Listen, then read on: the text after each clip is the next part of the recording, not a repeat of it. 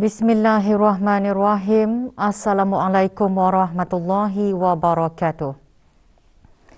Duli Yang Teramat Mulia Paduka Seri Pengiran Muda Abdul Malik Ibni Kebawah Duli Yang Maha Mulia Paduka Seri Baginda Sultan Haji Hassan Al-Bolkiah Muizzaddin Wad Daulah lewat petang kemarin berkenan berangkat menghadiri majlis doa kesyukuran sempena Hari Puja Usia Duli Yang Teramat Mulia Paduka Seri Pengiran Muda Mahkota Pengiran Muda Haji Al-Muhtadibillah ke-48 tahun. Majlis dianjurkan oleh Yayasan Sultan Haji Hassan Al-Bolkiah selaku Sekretariat Dana Pengiran Muda Mahkota Al-Muhtadibillah untuk anak-anak yatim dana. Majlis berlangsung di Dewan An-Naura, Kompleks Bangunan Yayasan Sultan Haji Hassan Al-Bolkiah di Ibu Negara. Keberangkatan Duli Yang Teramat Mulia selaku pengerusi Jemaah Tadbir Yayasan dijunjung oleh Yang Berhormat Pehindatul Lala Raja Major Jeneral Besara Datuk Paduka Seri Haji Awang Halbi bin Haji Muhammad Yusof, Menteri Pertahanan Kedua selaku pengerusi Lembaga Pemegang Amanah Dana, Yang Berhormat Datuk Seri Siti Dr. Haji Muhammad Isham bin Haji Jaafar, Menteri Kesihatan selaku Timbalan Pengerusi Lembaga Pemegang Amanah Dana, dan Dr. Dang Nur Imtihan binti Haji Abdul Razak, Setiausaha Tetap Perancangan Guna Tanah dan Alam Sekitar, Kementerian Pembangunan selaku pemangku pengarah urusan yayasan. Majlis dimulakan dengan sembahyang fardu maghrib berjemaah diimamkan oleh Yang Berhormat Pihin Orang Kaya Paduka Seri Utama Datuk Paduka Seri Setia Haji Awang Salim bin Haji Besar yang juga memimpin bacaan surah Yasin, tahlil dan doa kesyukuran. La ilaha illallah wa la syarika lah lahul mulku wa lahul hamdu yuhyi wa yumiitu wa ala kulli syai'in qadir. لا إله إلا الحليم الكريم لا إله إلا رب العرش العظيم لا إله إلا رب السماوات ورب الأرض ورب العرش الكريم لا إله إلا أنت سبحانك إني كنت من الظالمين صلى الله عليه وسلم محمد إني إذا لفي ضلال مبين إني آمنت بربكم فاسمعون قيل ادخل اللهم Inna as'aluka an taj'ala hadzal majlis doa kesyukuran sempena memperingati hari ulang tahun keputusan Duli Yang Teramat Mulia Paduka Seri Muda Mahkota Pengiran Muda Haji Al-Muhtadibillah Ibni Kebawah Duli Yang Maha Paduka Seri Baginda Sultan Haji Hassan Al-Bolkiah Muizzaddin Wad Daulah. Allahumma rabbana atina fid dunya hasanah wa fil akhirati hasanah wa qina adzabannar. Bifadlika subhana rabbika rabbil izzati amma yasifun wa salamun alal mursalin walhamdulillahi rabbil alamin. Taqabbalallahu minna wa minkum. Alhamdulillah. Majlis diikuti dengan sembahyang fardu isyak berjemaah. Ar-Rahmanir-Rahim. Maliki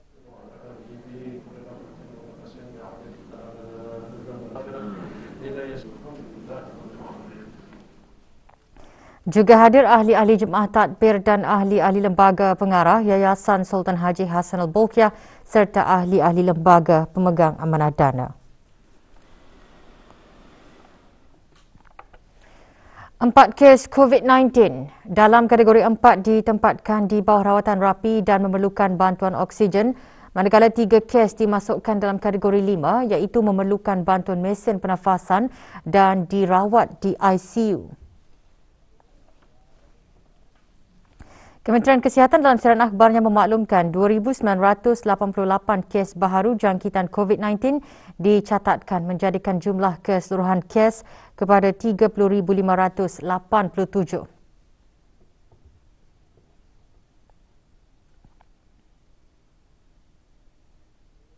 11,731 kes aktif keseluruhan direkodkan setelah 228 kes sembuh dicatatkan. 1 kes kematian direkodkan dalam tempoh 24 jam yang lalu.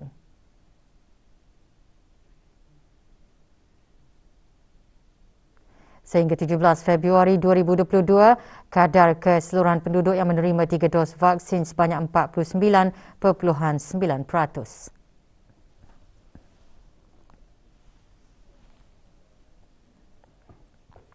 Kurang seminggu sahaja lagi, rakyat dan penduduk di negara ini akan menyambut ulang tahun Hari Kebangsaan Negara Brunei Darussalam yang ke-38. Lawangan takbir yang dikumandangkan lebih 3 dekad yang lalu menjadi simbol kemenangan umat Islam dan lahirlah negara Brunei Darussalam dengan nikmat kemerdekaan yang benar-benar dapat dirasakan oleh seluruh rakyat dan penduduknya hingga ke hari ini. Perkara tersebut antara intipati khutbah Jumaat bertajuk Mensyukuri Nikmat Kemerdekaan. Khutbah Jumaat turut menggariskan negara Brunei Darussalam terus berkembang maju dan pesat dalam semua bidang. Kemajuan atau perkembangan ini dapat dilihat dan dirasakan ialah selain pembangunan prasarana seperti jalan raya, perumahan, negara kita juga sedang giat dalam hal ihwal ekonomi dan keuangan. Kemajuan serta pencapaian ilmu dan kemahiran oleh anak-anak bangsa melalui pengajian tinggi di dalam dan di luar negara. Dan kita sebagai rakyat terus dapat menikmati dasar-dasar kebajikan negara yang berkat, yaitu perkhidmatan percuma kesihatan, pelajaran dan pengurniaan subsidi dalam beberapa keperluan permakanan asasi dan perkhidmatan bekalan air bersih dan listrik, termasuklah minyak petrol. Sesungguhnya dasar-dasar yang berkeberkatan itu membawa nikmat kepada negara dan rakyat, khasnya nikmat hidup aman dan sejahtera, bersatu padu dan dengan harmoni bagi semua lapisan rakyat dan penduduk yang berlainan bangsa dan kaum serta berlainan kepercayaan agama. Majlis pengundian dan pemilihan calon Ketua Kampung Kiudang dan Pat Nunuk diadakan secara pandu lalu di Dewan Kemasyarakatan Kampung berkenaan di daerah Tutong. 228 orang penduduk Kampung Kiudang dan Pat Nunuk mengundi bagi memilih calon Ketua Kampung. Calon tunggal yang layak bagi mengisikan kekosongan jawatan tersebut ialah Awang Muhammad Rifai bin Haji Abdul Rahim alias Saril Wong Selangkir berusia 47 tahun, merupakan pengawas kejiranan Kampung Kiudang dan pesara dari jurutera pesawat di Tentera Udara di Raja Brunei. Hadir ahli majlis mesyuarat negara dan pemangku pegawai daerah Tutong. Andainya pemilihan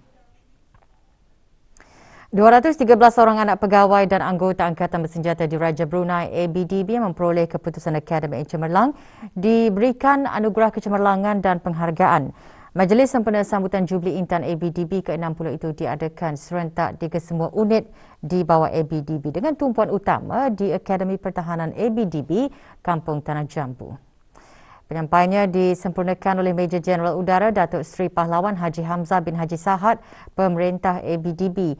Para penerima anugerah terdiri daripada yang menduduki peperiksaan GCE peringkat A, GCE peringkat O, Sijil Tinggi Pelajaran Agama Brunei, Sijil Pelajaran Agama Brunei, Sijil Sekolah-Sekolah Rendah Agama dan Penilaian Sekolah Rendah tahun 2020.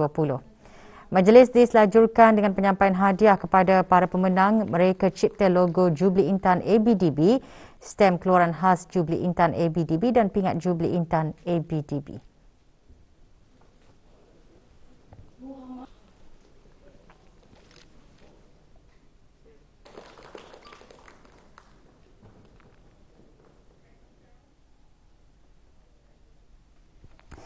Ujian saringan antigen ART yang diperkenalkan pada tahun lalu kini menjadi ujian utama bagi COVID-19 dan ujian PCR hanya akan diarahkan oleh doktor ke atas individu yang berkenaan sahaja.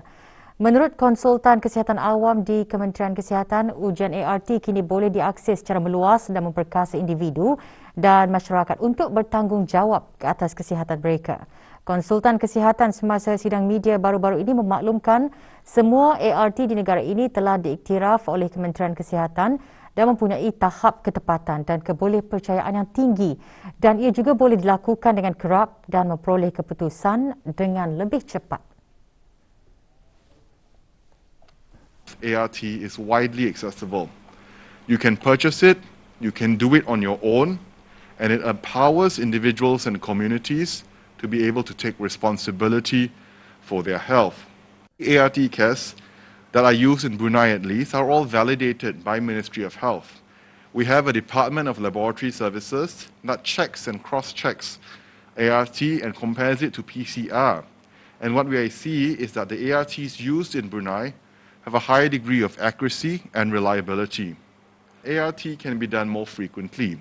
If you think about it, usually if you are asked to do a PCR test, that's a one-off. It is very rare that you do a PCR test more than once or twice a week, right? But ART can be done frequently, anytime before we attend a large gathering, anytime we attend social functions. We can do it before we go to school, to our work, to protect our colleagues. This can be done frequently. It generates faster results. Melihat kepada sektor pertanian buah-buahan yang memiliki prospek pengembangan baik kerana nilai ekonomi yang tinggi dan potensi pasaran yang masih terbuka luas, mendorong seorang belia tempatan untuk mengusahakan dan memajukan pelbagai jenis tanaman buah dengan gigih tanpa mengenal erti berputus asa. Majoriti yang kami ada masa ni adalah variety of durian. At the same time juga kami ada juga menanam pokok tanaman juga seperti pulasan, pisang, tibadak, rambutan dan juga a little bit of longan juga. Sepanjang berkecimpung dalam bidang pertanian, banyak ilmu baharu yang diperoleh, antaranya penjagaan setiap tanaman buah mempunyai caranya tersendiri bagi memastikan hasil ladang berbuah pada waktunya. Kalau durian, it takes dalam 5 ke 7 tahun untuk ia jadi dari anak pohon sampai mengeluarkan buah. Kalau pisang usually-nya dalam depend on ia punya variety je, tapi at most pun usually-nya it's around 9 to 12 months usually-nya dari sana. Pulasan atau usually-nya ia macam durian je, it takes longer dalam 5 ke 7 tahun je for it to grow. Bank Islam Brunei Darussalam BIBD melancarkan kempen negara berdaya tahan yang merupakan sebahagian dari siri perusahaan kecil dan sederhana BIBD SME 360. Kempen tersebut dilancarkan sebagai usaha menangani krisis perubahan iklim serta bergerak ke arah ekonomi sekular, khususnya bagi perusahaan kecil. Kempen yang berlangsung selama 4 bulan ini akan membawa bersama rakan dari pelbagai sektor termasuk agensi-agensi kerajaan dan bukan kerajaan NGO. Kempen juga bermatlamat untuk menggalakkan budaya mengurangkan, menggunakan semula dan mengitar semula. Selain itu, antara tajuk yang dibincangkan dalam siri Eko Buah ialah krisis iklim, matlamat pembangunan mampan dan pencemaran plastik. Community, from government, corporate to schools to your everyday person in the community. And it's a whole nation campaign where we're really bringing... Okay, sure, no problem. Beralih ke sukan, kejohanan bola sepak AFF bawah 23 tahun, 2 kes aktif COVID-19 melibatkan pemain negara yang menyertai kejohanan tersebut di Phnom Penh, Kemboja. Para pegawai dan pemain yang lain telah pun menjalani ujian saringan antigen ART dan didapati negatif.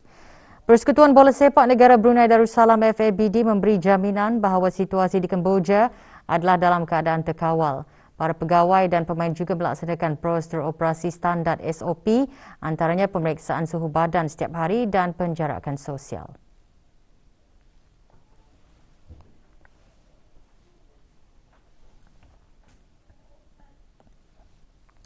Kejohanan AFF bawah 23 tahun diteruskan lagi petang kemarin melibatkan aksi kumpulan B dalam perlawanan yang berlangsung di Stadium Prince Phnom Penh. Laos menewaskan Malaysia 2-1.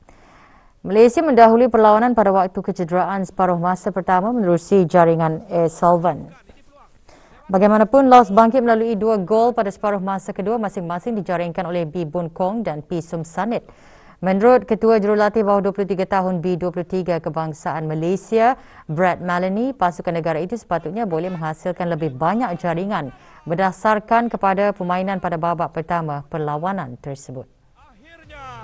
Terciptanya gol. Harusnya melakukan sepakan percuma. Bagaimana? Tandukan, itu dia.